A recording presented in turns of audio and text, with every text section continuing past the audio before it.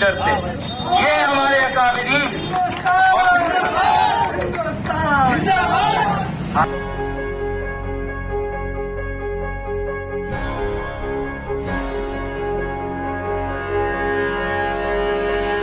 وطن وطن میرے آباد رہے تو،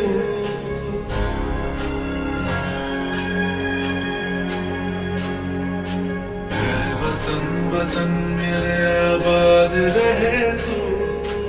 اے وطن وطن میرے آباد رہے تو، میں جہاں رہوں جہاں میں یاد رہے تو، میں جہاں رہوں جہاں میں یاد رہے تو،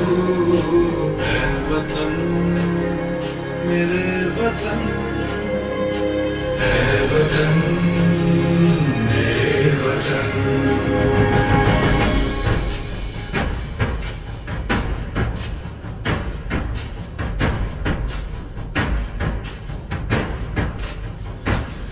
تو ہی میری منزل ہے پہچان تجھی سے، تو ہی میری منزل ہے پہچان تجھی سے، پہنچوں میں جہاں بھی میری بنیاد رہے تو، پہنچوں میں جہاں بھی میری بنیاد رہے تو، اے وطن وطن میرے آباد رہے تو، میں جہاں رہوں جہاں میں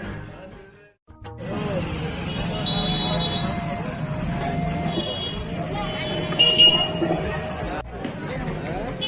بسم اللہ الرحمن الرحیم. نحمده ونصلي على رسوله الكريم. اما بعد، وہ لوگ جنہوں نے خو دے کر اس چمن کو زینت بخشی ہے، دو چار سے دنیا واقف ہے، گمنام بہت سے اس ملک میں ہیں.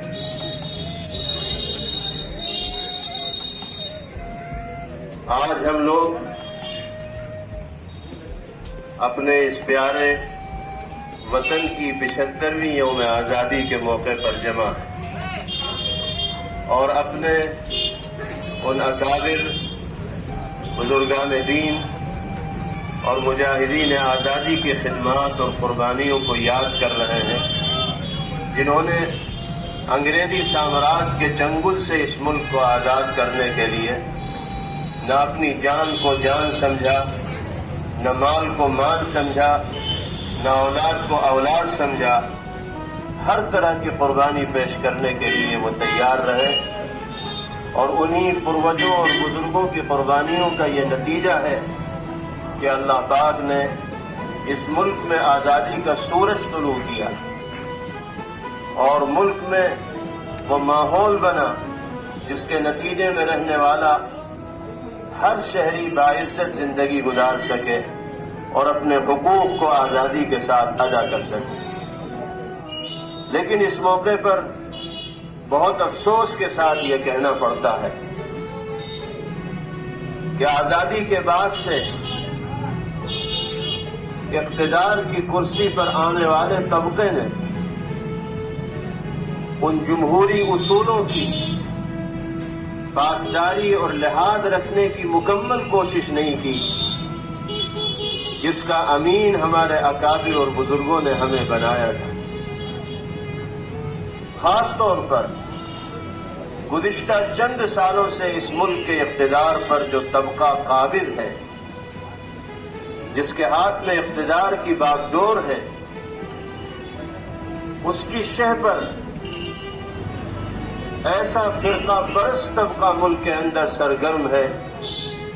جو نفرت کا زہر گھول کر ملک میں بسنے والے لوگوں کو آپس میں بانٹ دینا چاہتا ہے، تقسیم کر دینا چاہتا ہے. آزادی کا جو خواب ہمارے بزرگوں نے دیکھا تھا، جب ہم ملک کے موجودہ حالات پر نگاہ ڈالتے ہیں تو ہم اس نتیجے پر پہنچتے ہیں کہ وہ آزادی ہمیں حاصل نہیں ہو پا رہی ہے جس کا خواب ہمارے بزرگوں نے دیکھا. آج آزادی کے ساتھ اقلیتوں کا، قبائلی طبقے کا